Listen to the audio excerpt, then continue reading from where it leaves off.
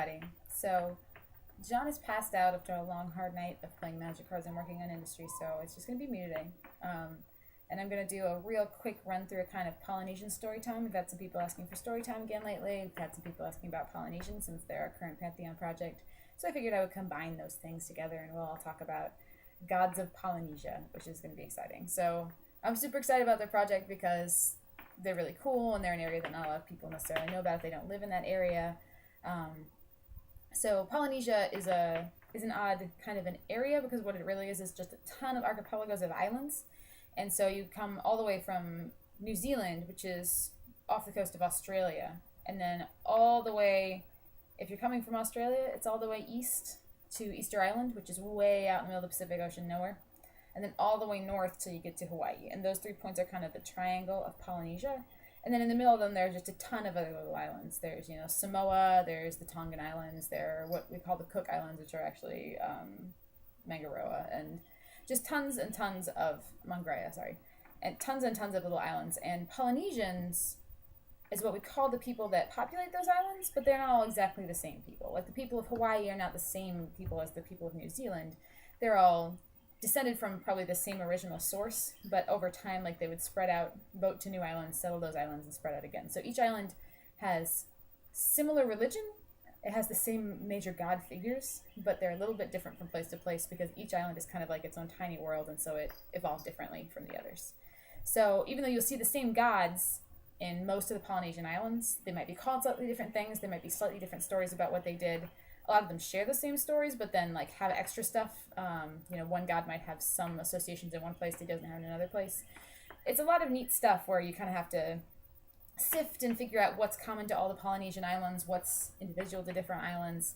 But there are a few myths that are pretty much widespread for everybody. And one of them is the creation myth, and the most famous version of it is from the Maori of New Zealand. There are other creation myths around. In particular, there's one, I think it's Samoa, where Tangaroa is like the big dude. But we're going to talk about the one from New Zealand, from the Maori, because it's really neat and has a lot of parallels with other mythologies. So in the Maori creation myth, in the beginning, there are two beings, which are Rangi, the great sky god, and Papa, the great earth mother. And they are married, and they are constantly in the act of having sex to create the universe. And as a result of that, they have a lot of children who become the major gods of the Maori pantheon. And those children are trapped between them because they're still constantly having sex and there's no room for them to do anything. And if this sounds really familiar, it's because this is the same idea as what happens way over in Egypt with the idea of Geb and Nut having all their children but constantly having sky pressed to earth so there's no space for anything to live. And just like happens in the Egyptian myth, in the Maori myth, the gods get together and they go, okay, obviously we can't get anything done this way, the world can't really exist with them smashed together, we're going to have to separate them. And what is neat here is that the gods all kind of get together. They kind of unite under the banner of Tane, who's one of the oldest sons. He's a god of the sky, and he's the great kind of creator god of their pantheon. And Tane says, okay, guys, we got to separate them. How do we do that? And Tu, who's the war god, actually is like, okay, well, let's just kill Rangi, our dad, so that he gets off of our mom, and then we're cool, right? And Tane's like, no, let's not murder any of the giant Titan parents that we have. Let's not do that. But instead, we'll just have to separate them so that they're not smashed together and there's room between them. And all of the gods are kind of on board with this, except for the god of storms. His name is Tawiri, and he is not okay with separating the parents because he's like, no, they love each other, they predate us, they should be able to do whatever they want. But the siblings, overrule him. So there are a lot of different versions in different islands of what exactly they do to separate the parents. And some of them they create like a great net and like pull them apart with it. The most common one, the one you'll see most often in New Zealand, is that they try a whole bunch of stuff and they just can't get them apart. They build like crude levers and stuff and they just can't do anything. And eventually Tane has to get down and he puts his hands against Papa, the earth, and he puts his feet against Rangi, the sky, and he just shoves until he manages to hold them apart. And then they build like support pillars so that they can't get back together again. And so the two are finally separated. And just like Geb and Nut over in Egyptian mythology, they're really upset about it because you would be, if somebody separates you from your husband forever and it's like you deal with that, it sucks. And it's actually said that the rain is Rangi weeping as he looks down at his wife that he can't reach anymore, and the mist is Papa sighing as she looks up at her husband she can't reach anymore. And often in these myths, actually, the gods have to come back and actually turn Papa over so that she's face down because the fact that she can see Rangi all the time is making her weep, which is making the world flood, and it's making it hard to do anything. So it's one of those creation myths where the original primordial gods have to make way in order for the new generation of gods and eventually humanity to be able to exist. Scholars have a complete field day with this myth because it's very similar, as I said, to the Egyptian one. And so there's just been, over the centuries, many scholars trying to explain how maybe the Maori are actually Egyptians. And I mean, that's silly and ridiculous, but, they keep trying. So it's one of those things where it's not likely that they were actually related cultures, but rather that this is an idea that humanity tends to come up with. It's a recurring theme, just like you see across mythology a lot of times. And for the Maori, it continues on because Tauiri, the storm god, is so furious with his siblings for having separated their parents forcibly that he throws a massive tantrum and he starts hunting them down to murder them, he means business. You don't piss off the storm god. So he ends up he chases them down one by one. Haumea, the god of cultivated vegetation, wild vegetation. God of wild vegetation ends up, he tries to flee from him and hide under the ground inside his mother Papa, but his hair sticks up, and so he's grabbed by the hair and ripped out, and that's why we rip plants out of the ground, because they're Haumea's hair. And then Tangaroa, who's the god of the sea, actually has to flee into the ocean and create a bunch of sea creatures to be a defensive army around him. It's the only way he survives. And just typhoons rage across the world. Tane has to run away and hide in the forests, and the forests keep getting flooded, and it's getting really bad. Eventually, the only way his rampage is stopped is that Tu, the war god, finally gets up and says, I will fight you mano a mano, because he's the war god and wrecking faces is exactly what he does. He is the only one who has the mojo to stand Tauiri off and defeat him eventually. And then after that happens, the gods can kind of get on with the business of doing stuff in the universe. So it's a really neat beginning myth. It's one of those primordial beginning myths that doesn't have a lot to do with how those gods are necessarily later worshipped, but it is still super neat, especially since it has parallels with other gods and other pantheons around. And it also brings up one of the basic kind of ideas of Polynesian mythology, which is that natural phenomena like storms, like earthquakes, like volcano eruptions, like the growing of the ground are kind of the most powerful and important things in their universe. Which makes sense, because when you live on a little chain of islands, if there's a typhoon, that is the most important thing that could possibly be in your universe. If your island erupts because it is a volcano, that's going to be the only thing that is on your mind. So natural disasters, and more importantly, the supremacy of the natural world kind of being something that is always awe-inspiringly powerful, and therefore that's what the gods have power over, is always kind of a big theme in Polynesian mythology. So that's all super neat. And then I'm going to share one more. I'm going to share a myth about Maui. Maui is the big flagship Scion of the Polynesian pantheon. He's the one that everybody has heard of. He's got a whole island in Hawaii named after him. He's a ton of little islands in other parts of Polynesia named after him too, because one of his major recurring myths all through Polynesia is that he fished the islands up out of the ocean, and so that's why there's a lot of islands around. He's one of those trickster culture hero kind of dudes, so he has a huge mixed bag of tricks, kind of a douchebag sometimes, but also gives humanity beneficial things, usually because he's trying to thumb his nose at some other god that he's having a disagreement with. He is not the only Scion in Polynesian mythology. Polynesian mythology is actually completely lousy with demigods. There are demigods everywhere. There are the number of people who are well, I'm a human who's one of my parents was a god. It's astronomical compared to other pantheons, which is really cool. They have more even than the Greeks, I would say. It's 40% of people in Polynesian mythology are actually Scions. So this is a pantheon that loves to go out and do that even before the current Scion setting, which is going to be neat, I think. It's a good contrast to the Bogovi, who are no Scions ever. So, but Maui is the most famous one, and he has a ton of stories of him doing ridiculous tons of things. But the one that is, I don't know, my favorite? I don't know. It's one of the most often told is the one where he finally loses. He actually dies at the end of the story because he attempts to overcome death. I like it, I think, because it has some interesting overtones of female power, and then it's also comparable to the Gilgamesh myth of Gilgamesh trying to overcome death, and he also fails because mythology has that ongoing theme of, you can do everything you want, but eventually death always wins, because death is the final constant in the universe. And this story has a lot to do with the death goddess of the Polynesians. Her name for short is Hine. The full name is Hine Nui Tepo. All of the Polynesian gods actually usually have a short name, like Hina or Tu, or Tane, and then like a string of extra syllables, which is usually a title. So it'll be like Tane of the Wooded Forests or Hina of the Glistening Moon, and so it'll be like this 90 syllable name, when really her name is Hina, and then there's like a long thing. It's important to have because there are often people that have the same name but are not the same person. Like there's a lot of Hinas in Polynesian mythology. They're not all the same lady, so sometimes knowing whether this one's Hina of the Glistening Moon or Hina of the Woven Mat is really important to know because those are not the same person. But other times, a Hina of various different things might all be the same person because the same goddess just has a bunch of different epithets. So, and because they're all coming from different islands that kind of are telling the same stories but often have regional variations, sometimes it's really hard to untangle. They weren't retelling these stories in an attempt to make life easy for us. So they're really neat and fun, but it takes a lot of critical reading and trying not to oversimplify, I guess. But anyway, Hine. Hine is the death goddess. And she has a sad and tragic backstory about why she's the death goddess in the first place. She's one of those people that didn't start out that way, but the rest of the pantheon was douchebags, so now she's there. In her case, Tane, who was that original, remember the woodlands and sky god that helps create the world, and who separated Rangi and Papa, he decides, he's the first of the gods to go, hey, I would really like to have a wife, and I don't have one, and that kind of sucks. Let's invent marriage and good times with men and ladies. So he goes out and after a long journey where he asks a bunch of different people, like, how do I do this? How do I make this happen? He creates the first woman. He makes her out of sand on the seashore. And her name is also Hine, but she has a different epithet because why make this easy for us? So he creates the first woman for himself, and then he marries her. And then they have a daughter, which is the Hine, the death goddess. She's not a death goddess yet. She's actually the goddess of dawn and morning right now.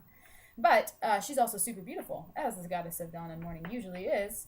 And so he develops a crush on her, and so he marries her, gets rid of the old wife, marries her. She never knows that he's her father, so that goes okay for a long time. They have some kids, they live together pretty happily, he's a big deal, so there's, nobody says anything. Until eventually one day she decides, I really want to know where I came from, I don't know who my family is, you know who your parents are, and who is my father, I want to know. And he doesn't tell her, but he does do kind of like a big bag of dicks thing where he sort of dances around going, I think you know the answer to that question. And she's like, what? No, I don't. Could you please explain? He's like, I think you know the answer to that question. And that goes on for too long until she figures out that she's actually married to her father. And then nothing is okay, and she's really upset, as you would expect. The Polynesian peoples, it differs from island to island, but a lot of the Polynesian islands actually have very free-form views on sexuality. They're cool with everybody having sex with whoever they want, of any genders, in any ways, whether you're married or not. They really don't care a lot. But incest, father-son incest, or father-daughter incest, anywhere in there is not okay. It's like one of the big sexual taboos. So for people that don't have very many. So she immediately is like, well, I'm leaving then because I can't be here doing that anymore. It's not okay. Everything my life is a lie. I hate it. He tries to get her steaks. He's like, no, you're my wife. I love you. And she's like, no, I'm your daughter. We're out. I'm out. And so she runs away. And she actually goes down to the underworld because it's the only place she can get away from him. Because as the god of life, he can't go there. And so he says, I want you to stay. She says, I won't. And she eventually says, because of what you did to me, I'll stay in the underworld forever. And when men die, they're going to come to me. And it's not, however, one of the classic, it doesn't look like it does for the Japanese with Izanami, where she's like, well, I'm going to murder as many people as you create, and that's going to be, how I get my revenge on you. Instead, it's more that she says, I'm going to protect them the way you should have protected me as my parent, but you didn't. And so she's a scary underworld death goddess, but she also has this benevolent protective side where she takes care of the souls of the dead once they get to the underworld. So that's pretty neat. And to bring us back full circle to Maui, I'm sorry, I'm really meandering in this vlog, and I want to blame some of that on Polynesian mythology because it is not linear. These stories do whatever they want in whatever chronological order they want. So I apologize. I'm just being true to source material. So anyway, back to Maui. So Maui decides that he wants to cheat death. He wants to find a way for no one to ever die. And he's like, well, obviously I need to go to the death goddess because she's the one in charge of that, and that's how I'll figure this out. And prior to this point, you could die if you were killed, but people didn't die of natural causes. It didn't exist yet. But he wanted to prevent people from dying if they've been killed, which is understandable when you are a trickster Scion who has pissed off a lot of gods who probably want to kill you. So what he does is he goes down to the underworld where he finds Hina sleeping. And in one of the most weird and symbolic and ridiculous moves of Polynesian mythology, he decides he's going to crawl into her vagina and all the way through her body and then back out of her mouth. And the reason that he's going to do that is because it's the opposite of the path that you travel when you're born. Instead of coming out of the vagina, he's going into the vagina. So if he can make that whole journey, he can reverse the flow of life and death, and then death won't exist anymore. That is the theory. He was planning on this working, but as it usually does with trickster gods, something goes wrong. In this case, he brought a little bird along that had been kind of doing some shenanigans along with him, and when the bird saw him, like, disappearing into her vagina, like he saw his little legs kicking, the bird could not contain its enjoyment of this ridiculous image that it was seeing, and it laughed. And when the bird laughed, Hine woke up, realized that unauthorized things were going on down the foliage, and crushed him to death with her vagina. And that is the way that Maui died. And because he died trying to reverse death, she actually then causes natural death to occur. So now everyone dies because of what Maui did. So you have Maui to thank, because he raped a sleeping goddess in an attempt to end death, and now everybody dies, and that's what you get. So I don't know if there's a moral to that story. Don't be Maui. He's probably the moral that you should take away from that. He's a fun guy, but he makes a lot of mistakes. So that is a really neat story, I think. Women with important lady parts are actually a theme that kind of happens in Polynesian mythology. There are a couple of different goddesses. Another one is Kapokohalele. Sorry. It takes a while to figure out how to say these names. I'm not going to lie. They're easy to pronounce, but they just have a lot of syllables. Anyway, Kapo is just her short name. Kapo actually has a detachable murder vagina that she can, like, send out into the wild to do stuff for her, and actually uses in some stories to distract people, which is kind of awesome. Like, you know, you see a lot of that with trickster gods in some of, like, the Native American stuff. Like, they have long prehensile penises. Fertility gods the world over have a lot of penis stuff going on, but you rarely see the ladies actually get to do something like that. So if that is one of your dreams, female scions, Polynesians are totally on board with it. They are ready to go. So those are some basic stories from Polynesian mythology. As you can see, it's kind of bananas over there. They have different mythological priorities than a lot of, say, the European pantheons do. Their stories are more about, they're either cautionary tales about why things are the way they are and what people did wrong to get there, which is a result of their religion being so strongly based on the idea of tapu, which are the forbidden sacred things, which come from different gods, and different gods will, like, consecrate things. Either they're tapu because they're so sacred you can't go near them, or you can't touch them, or you can't eat them, whatever. Or because just it's a covenant that this god doesn't want you to do this thing, so don't do this thing. And if you ever break a tapu, bad shit happens. Usually the god gets mad and does horrible things. So that's a major fact. There's a major factor in their religion. And so a lot of their stories have to do with people who did the wrong thing. Now horrible stuff is happening. Why would you do that? Incest is one of those things. Cannibalism comes up as one of those things a lot. And then there are also just really fun stories that are like, you know, there's a lot of adventure kind of stories going on in Polynesia, especially, shouldn't surprise us, right, when there are so many Scions, basically, children who are demigods with divine parents. And there are so many of those, it shouldn't surprise us that there are a lot of adventure stories of people canoeing afar and chasing each other across the archipelagos, and mountains explode and people shoot each other, and it's a lot of fun stuff. And I couldn't, like, possibly tell you all of it today, like, it's insane. But that's some basic Polynesian mythology, so you have something to look forward to. You know that there's these crazy piles of people. By the way, all the names that I was using in there were the New Zealand names, the Maori names. Those gods have different names depending on where they are in the archipelago. Like, Tangaroa in New Zealand is Tangaoa in Samoa, I believe, and then he's Tangaloa in some of the other islands, and then he's Kanaloa in Hawaii. You can always tell it's the same name, but there's different letters in orthography depending on where you are. Because it's a bunch of different people with the same pantheon, but spread over a wide area with little islands that become their own little ecosystems, which is really cool. So I am looking forward to this pantheon. I hope that my completely rambly story time gave you guys something fun to enjoy this week while John is passed out on his face. And I guess we'll see you guys again later. We're still working on all our projects. Hopefully they'll be done soon. We still got... we're not doing too bad on questions, actually. We're pretty caught up on questions. So if you have questions, don't feel afraid to send them in. We will not be overloaded. And I think that's going to be about it for today. And Vlogcat signing off. See you guys later.